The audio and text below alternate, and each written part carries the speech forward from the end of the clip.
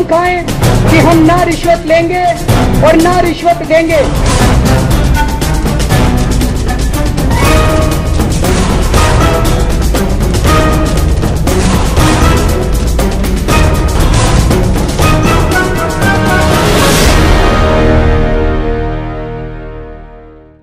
नमस्कार, चौथी दुनिया इंटरनेट टीवी पर आपका स्वागत है।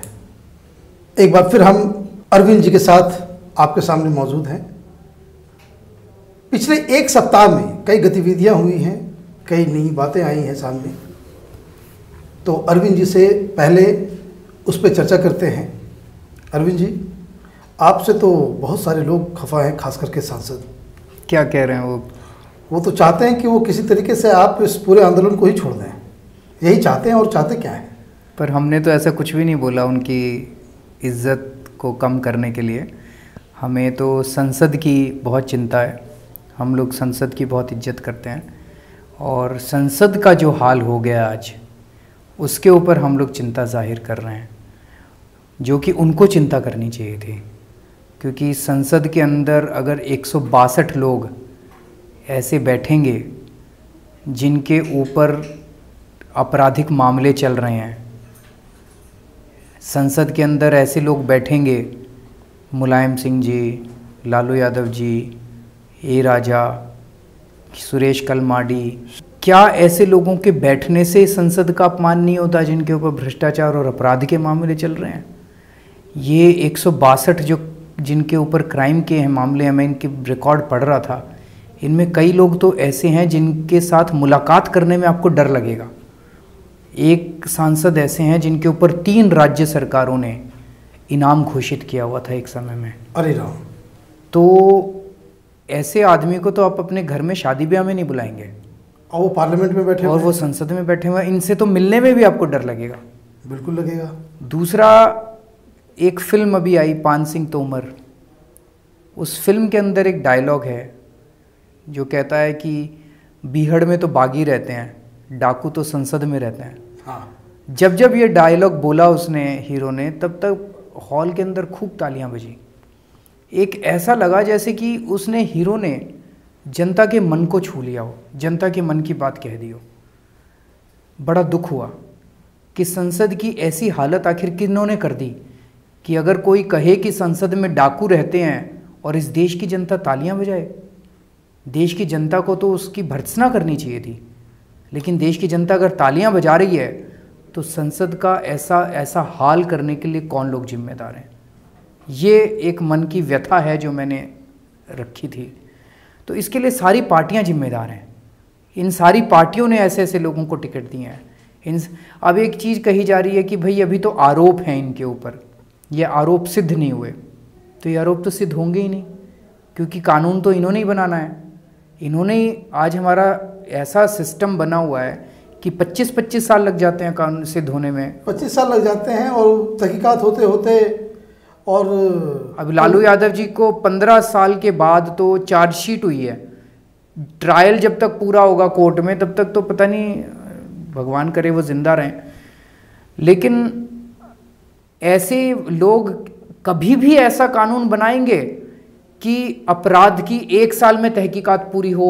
1 साल होना चाहिए, अगर अपराध हो तो 1 साल के अंदर तहकीकात पूरी होके और ट्रायल पूरा होके उसको सजा दो।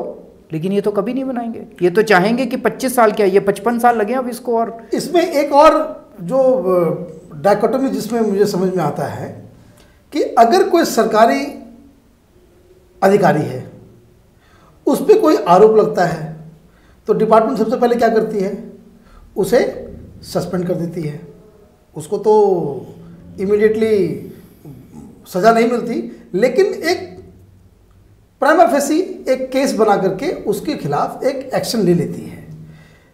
इस तरह का एक्शन अगर किसी राजनेता पे, किसी मंत्री पे अगर लगता है, तो वो उस तरह का एक्शन हम मंत्री के खिलाफ क्यों नहीं ले सकते?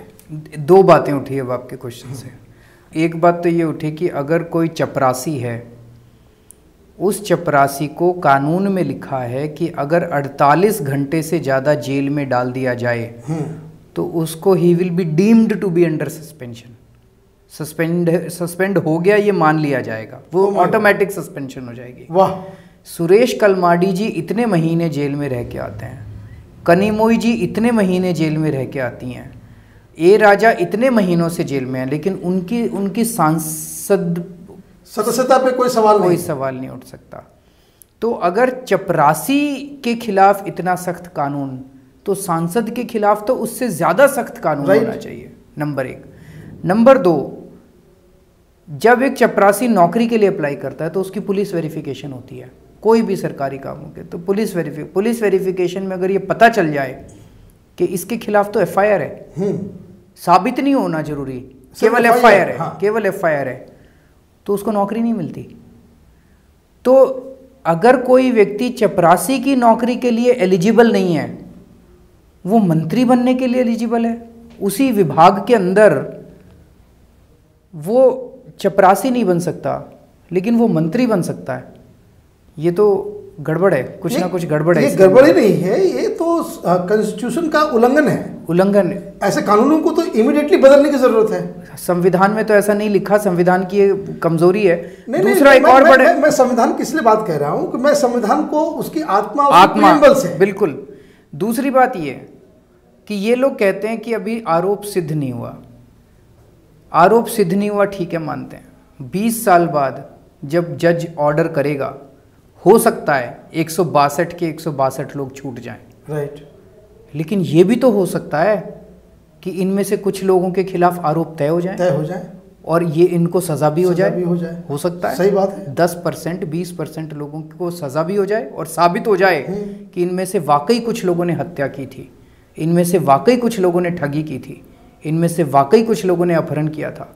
तो सोचिए कितना खतरनाक दृश्य है कि ऐसे लोग 20 साल तक संसद में बैठ के इस देश के कानून बनाते रहे, जो एक्चुअली हत्यारे थे, जो एक्चुअली ठग थे, जो एक्चुअली अपहरण करता थे। ये सोच के ही शरीर में सिहरन दौड़ जाती है। तो मेरा तो मन नहीं करता कि ऐसे लोगों के हाथ में इस देश की बागडोर होनी चाहिए। इस देश में और भी बहुत अच्छे लोग मिल सकते हैं, 120 करोड़ लोग हैं, अच्छे लोग भी मिल सकते हैं। ऐसे ही लोगों को टिकट क्यों दिया जाए? ये पार्टियों को सोच के थोड़ा सा मंथन करना पड़ेगा। मैंने तो इस सवाल को इस तरीके से मैंने कभी सोचा नहीं था। हाँ, लेकिन आपसे बात करके सचमुच मुझे डर लगने लग गया है। और दूसरी चीज़ ये है कि ये कहते हैं कि हमने संसद का अपमान किया। हमने कैसे संसद का अपमान किया? संसद का अपमान तो रोज़ जनता देखती है कैसे होता है। संसद चर्चा कम करती है, भंग ज़्यादा होती है। रोज़ 1 घंटा आधा घंटा चलती है संसद और फिर भंग। और अभी राज्यसभा के अंदर में कोरम भी पूरा नहीं हो पाया था। कोरम भी पूरा नहीं होता। तो या तो संसद सारे मिलके भंग कर देते हैं, अगर चलती भी है तो आधे लोग गायब होते हैं। दूसरी बात, संसद के अंदर बिल फाड़ दिए जाते हैं। राजनीति प्रसाद जी ने लोकपाल बिल मंत्री के हाथों से छीन के फाड़ दिया। वो संसद का अपमान नहीं था। और वही राजनीति प्रसाद जी मुझे कह रहे हैं कि मैंने संसद का अपमान किया। उन्होंने संसद का अपमान किया कि मैंने किया? ऐसे संसद के अंदर बिल को फाड़ना चाहिए। और राजनीति प्रसाद जी ने जो मुझे चिट्ठी लिखी है उसमें लिखा है कि संसद एक मंदिर है और मैंने उस मंदिर का अपमान किया। मैं उनसे पूछना चाहता हूं कि मंदिर के अंदर क्या गीता को और बाइबल को फाड़ा जाता है? क्या मंदिर के अंदर गीता और बाइबल को फाड़ने से मंदिर का अपमान नहीं होता है? मुझे तो ये लगता है, और ये पहली बार नहीं हो रहा कि बिल को फाड़ा गया। कितनी बार बिल को फाड़ते हैं ये लोग, फेंकते हैं, फाड़ते हैं। मुझे लगता है, और एक बार भी किसी को सजा नहीं हुई है।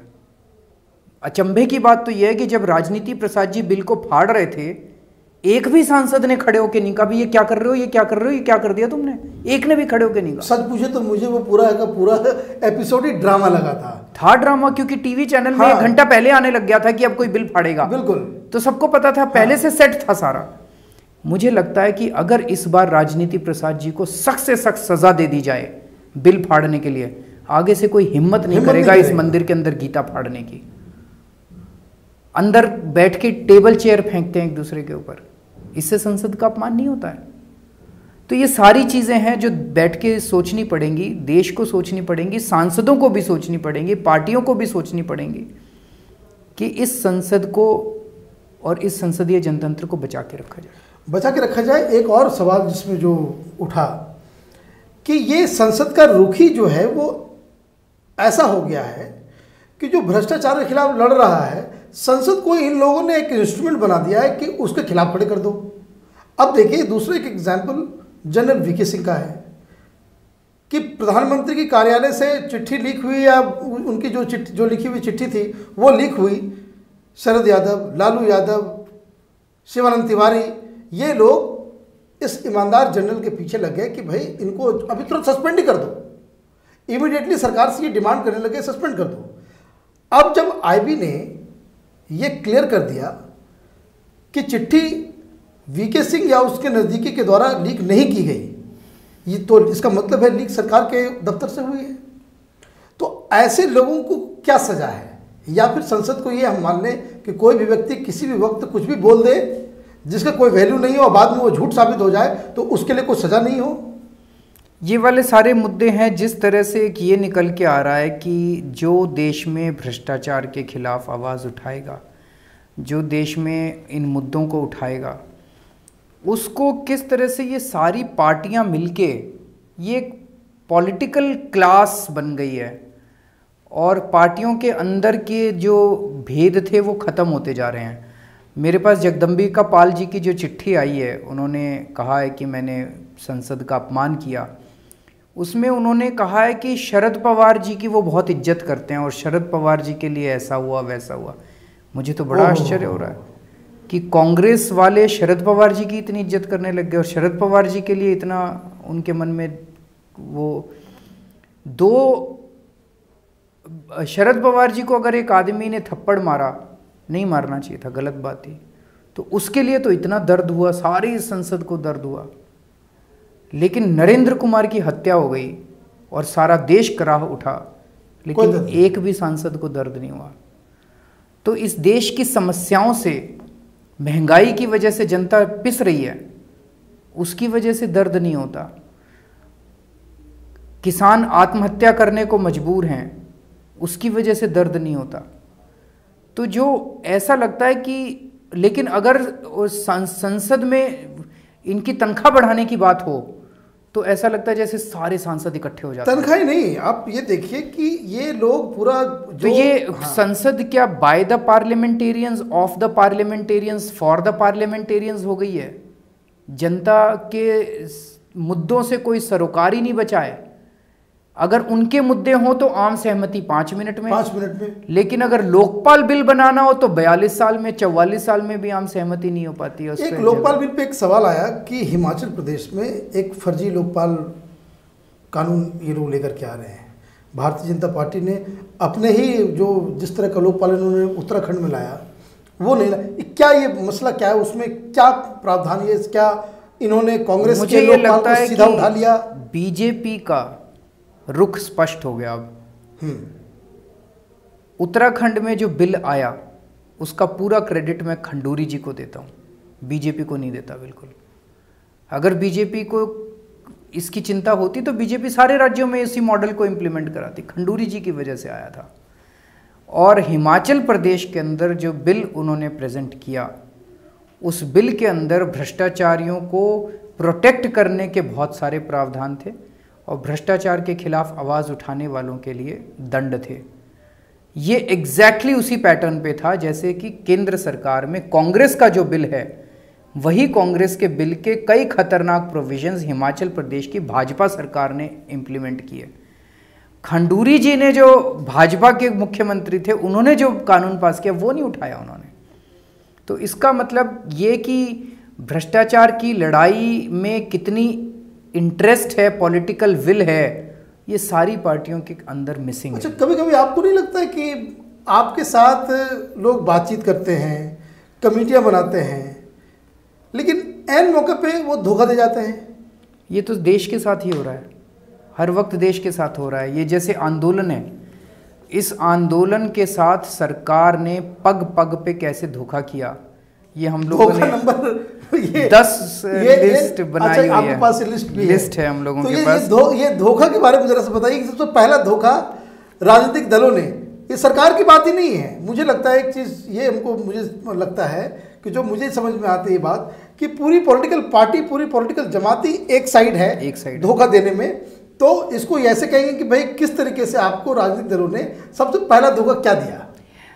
5 अप्रैल को पिछले साल एग्जैक्टली 1 साल पहले उन्होंने, अन्ना ने अनशन किया तो उन्होंने जॉइंट ड्राफ्टिंग कमेटी बनाई, 5 हमारे लोग 5 उनके लोग। हमें लगा कि अब तो जन लोकपाल बिल आ जाएगा, बड़ा अच्छा जन लोकपाल बनेगा। बड़ी ईमानदारी के साथ हम उस कमेटी में गए। 2.5 महीने में उन्होंने हमसे चर्चा करके 9 मीटिंग की और एक मीटिंग 2-2, 3-3 घंटे तक चलती थी। अंत में आखिरी मीटिंग में कहते हैं कि भाई बातचीत हो वो नहीं हो पा रही है, कंसेंसस नहीं हो पा रहा, आप अपना बिल ड्राफ्ट कर लीजिए, हम अपना बिल ड्राफ्ट कर लेते हैं। तो वो तो पहले ही था, कमेटी बनने के पहले ही उनका अपना बिल था, हमारा अपना बिल था। तो फिर ये 2.5 महीने तक नाटक करने की क्या ज़रूरत थी? तो 2.5 महीने के बाद मीटिंग से 2 बिल निकल के आए, एक उनका बिल, एक हमारा बिल, जो कि ज़मीन आसमान का एक बात आप उसका खुलासा कर सकते हैं कि वो जो ड्राफ्टिंग कमेटी में जाते थे तो सरकारी पक्ष से जो लोग थे उसमें सबसे निगेटिव रोल किनका रहा? सबसे नेगेटिव रोल चिदम्बरम साहब का और कपिल सिब्बल साहब का था। दूसरा धोखा नंबर 2 राइट। जुलाई के महीने में बार बार इन्होंने कहा हम एक सख्त लोकपाल कानून लेके आएंगे, सख्त लोकपाल कानून लेके आएंगे, सख्त लोकपाल कानून। अगस्त में संसद के अंदर जो लोकपाल बिल प्रस्तुत किया गया, वो लोकपाल बिल भ्रष्टाचारियों को संरक्षण देता था। उस कानून में लिखा था कि कोई भी भ्रष्टाचार करेगा तो सरकार उसको अपना बचाव करने के लिए फ्री में वकील देगी। उसमें लिखा था कि अगर कोई भ्रष्टाचार के खिलाफ आवाज़ उठाएगा और उसके पास पूरे सबूत नहीं होंगे तो उसको 2 साल की कैद होगी, और अगर भ्रष्टाचार साबित हो गया तो भ्रष्टाचारी को 6 महीने की कैद होगी। ये सारे ऐसा सख्त लोकपाल बिल वो संसद में अगस्त में लेके आए। धोखा नंबर 2 ये हो गया। धोखा नंबर 3, अन्ना ने कहा ये हमें मंजूर नहीं है आपका लोकपाल बिल, अब हम अनशन पे बैठेंगे 16 तारीख को। 16 तारीख को अन्ना राजघाट जाने के लिए सुबह 7 बजे अपने घर से निकल रहे थे, हम लोग उनके साथ थे। लिफ्ट तक पहुँचे कि अचानक कुछ पुलिस वालों ने आके उनको धर दबोचा और उनको कहा कि आप हमारे साथ चलिए। वो गए वहाँ पे तो उनको अरेस्ट कर लिया गया और मजिस्ट्रेट के सामने प्रस्तुत किया। मजिस्ट्रेट ने कहा कि आपको 7 दिन के लिए कैद। मजिस्ट्रेट से हमने सबने पूछा भाई क्या गुस्ताखी हमारी? तो उन्होंने कहा कि आपका बाहर रहना देश की शांति के लिए खतरा है। वाह। तो अन्ना जी को और हमको सबको कैद कर दिया गया और इंसिडेंटली उसी सेल में डाला गया जिसके अंदर राजा और कलमाड़ी हैं। तो भ्रष्टाचार करने वाले और भ्रष्टाचार से लड़ने वाले दोनों एक ही जेल के अंदर दोनों कैद थे। पूरा देश सड़कों के ऊपर उमड़ के आ गया। तो 2 घंटे भी नहीं हुए थे हमें कैद हुए कि अचानक वो आया पुलिस वाला और कहता है कि आपको रिहा कर दिया। तो ऐसा कैसे हो गया कि 2 घंटे पहले तक हम देश की शांति के लिए खतरा थे और अब 2 घंटे के अंदर हम देश की शांति के लिए खतरा नहीं बचे? तो एक बड़ा मन में प्रश्न उठा कि कोई न्याय व्यवस्था कुछ है इस देश में कि जिसको मर्जी जब चाहे जेल में डाल दो और जब चाहे जेल के बाहर कर दो, और वो भी अन्ना हजारे जैसे आदमी को जब चाहे। कितनी खतरनाक बात है, आप सोच सकते हैं? कोई न्याय व्यवस्था, कुछ कानून, कुछ है इस देश में कि जिसको मन किया आपने कह दिया ये देश की शांति के लिए खतरा है और उसको जेल में डाल दिया, और जिसको मन किया उसको जेल से बाहर निकाल दिया, कह दिया अब खतरा नहीं हो तुम। तो एक ये बात उठी उस टाइम। ये तो अन्ना हजारे जी के साथ जब ये हो सकता है, जब आप लोग जैसे लोगों के साथ हो सकता है, तो देश में बाकी लोगों, कितने लोगों को जेल में डाल रखा होगा इन लोगों ने जिनके ऊपर झूठे मुकदमे चल रहे हैं इस देश के अंदर। उसके बाद अन्ना 12 दिन तक उपवास पे बैठे। 27 अगस्त को सारी संसद ने मिलकर सर्वसम्मति से प्रस्ताव पारित किया कि सिटीजन चार्टर को इस कानून के तहत लाएंगे, निचली नौकरशाही को इस कानून के तहत लाएंगे और लोकायुक्त को इसके अंदर बनाएंगे। सारी संसद ने, सारी पार्टियों ने मिलकर कहा, मुकर गए। संसद ही मुकर गई अपने प्रस्ताव से। जो 27 दिसंबर को संसद में बिल प्रस्तुत किया गया उसमें ये तीनों बातें नहीं थी और संसद में किसी ने इस बात को नहीं उठाया। तो फिर ये सब पार्टियां मुकर गई अपनी बात से, मुकर गई। और वो पूरा जो डिबेट है वो बेसिकली भ्रष्टाचार के खिलाफ लड़ने वालों को कैसे बैश किया जाए, वो दिन भर वही चलता रहा। 5वां नंबर धोखा, अभिषेक मनु सिंघवी जी की अध्यक्षता में इन्होंने स्थायी समिति बनाई। वो स्थायी समिति में 28 सदस्य थे 30 थे, 30 में से 2 सदस्य कभी आए ही नहीं बैठक में, 28 सदस्य ये थे। 2 कौन थे? उनके नाम मेरे को भी याद नहीं है। अच्छा।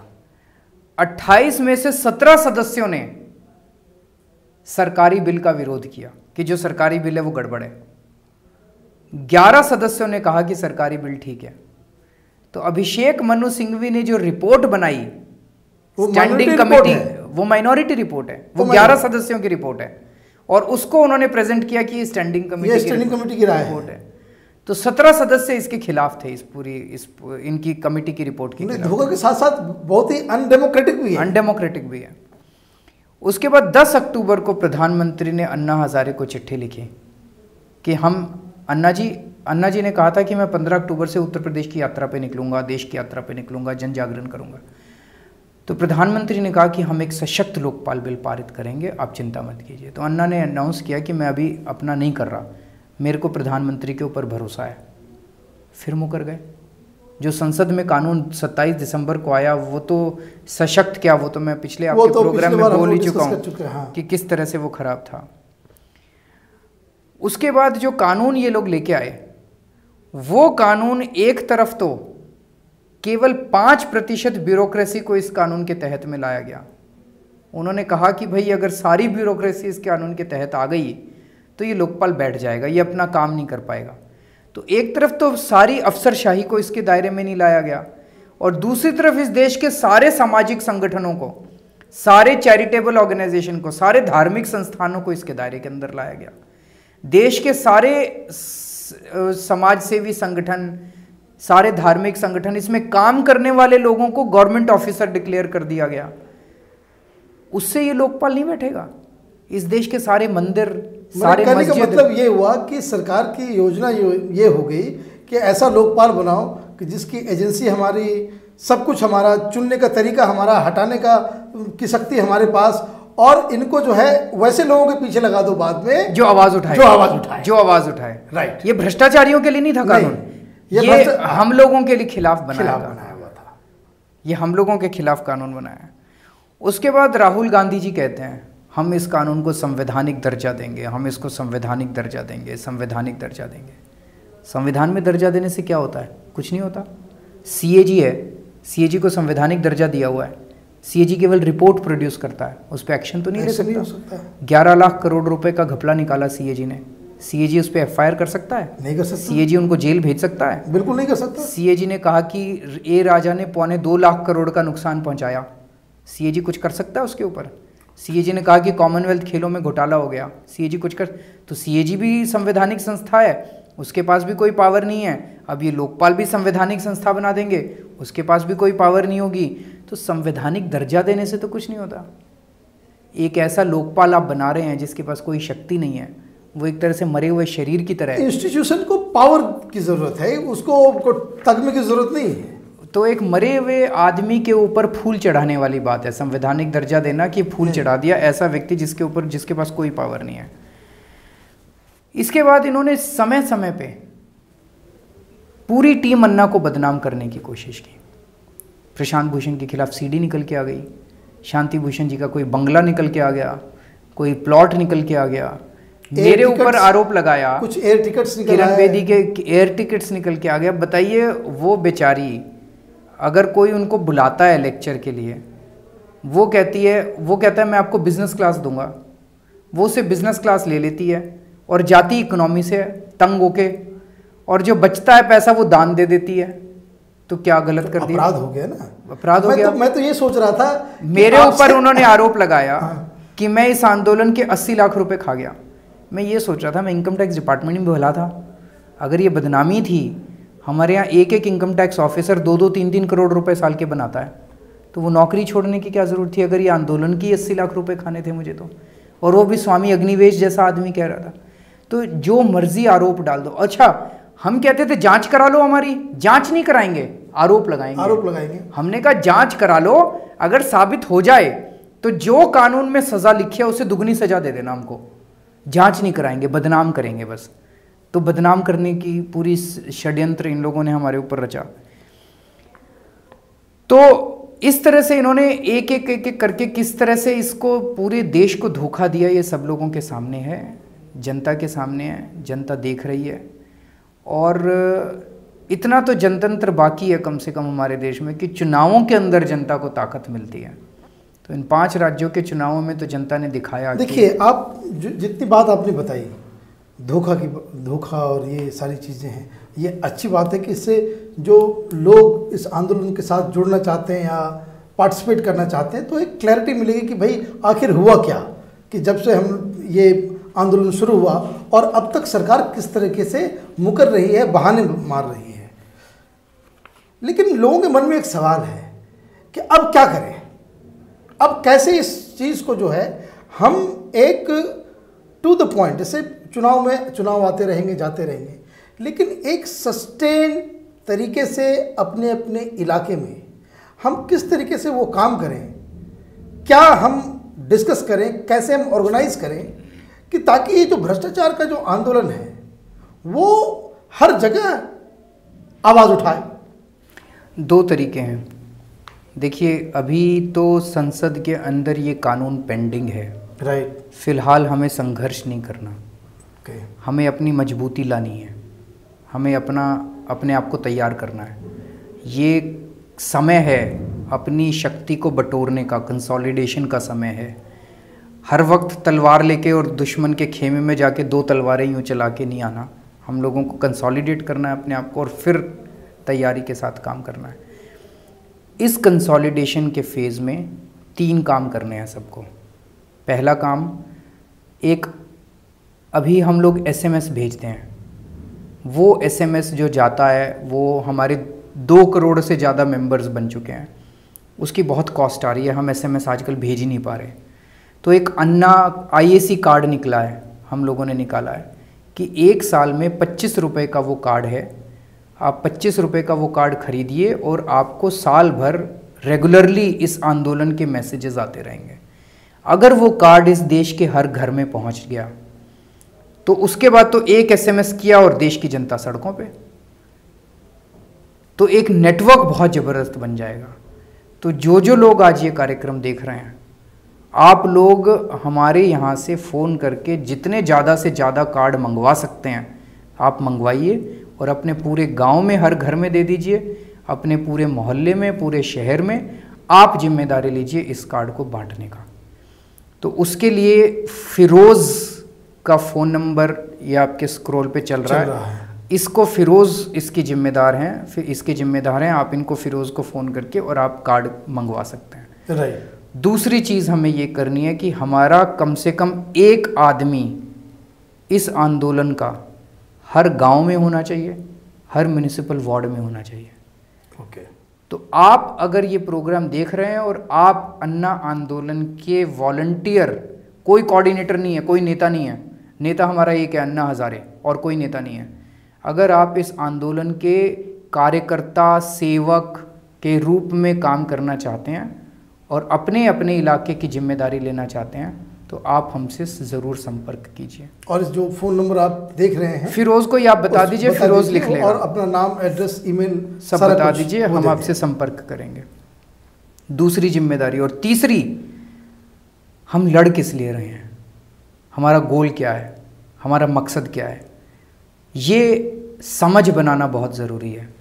इसीलिए जो ये चौथी दुनिया ने प्रोग्राम शुरू किया है, चर्चा समूह, हर हफ्ते चर्चा समूह, इस कार्यक्रम को ज़रूर देखिए, इस कार्यक्रम को साथियों के साथ बैठ के देखिए और कार्यक्रम देखने के बाद आप लोग अपनी चर्चा कीजिए इन मुद्दों पे, जो मुद्दे प्रोग्राम में डिस्कस होते हैं, और आप अपना फीडबैक दीजिए, क्वेश्चन आंसर्स कीजिए। अगले हफ्ते से तो मैं आपके साथ आपके प्रश्नों के जवाब देने के लिए मौजूद रहूँगा। 14 तारीख को शाम को 7 बजे आप टीवी पे देखिएगा, लाइव आपके प्रश्नों के हम जवाब देंगे। आपका बहुत बहुत धन्यवाद मनीष जी, बहुत बहुत शुक्रिया। इस देश में भ्रष्टाचार खत्म हो और एक सशक्त लोकपाल आए। जो लोग अन्ना में आस्था रखते हैं, अरविंद जी को अपना आदर्श मानते हैं, वो लोग पहला काम वो कार्ड, अन्ना कार्ड खरीदें और उसे गांव-गांव तक, घर-घर तक उसे पहुंचाएं। और दूसरी जो खुशखबरी है कि अगले सप्ताह से हम ये बातचीत तो जारी जरूर रखेंगे, साथ ही साथ शुरुआत के लिए 14 तारीख को हम 7 बजे से लाइव आपके साथ होंगे, आपके सवालों के जवाब के लिए, आपके सारे प्रश्नों को किस तरह से आगे इस पूरे आंदोलन को लेके जाना है, कैसे चर्चा समूह बनाना है, क्या डिस्कशन करना है, या आपको क्या उस तरह की मदद चाहिए, ये सारी बातें होंगी 14 तारीख 7 बजे शाम को। तब तक आप चौथी दुनिया इंटरनेट टीवी लगातार देखते रहिए। धन्यवाद। कसम खाएं कि हम ना रिश्वत लेंगे और ना रिश्वत देंगे।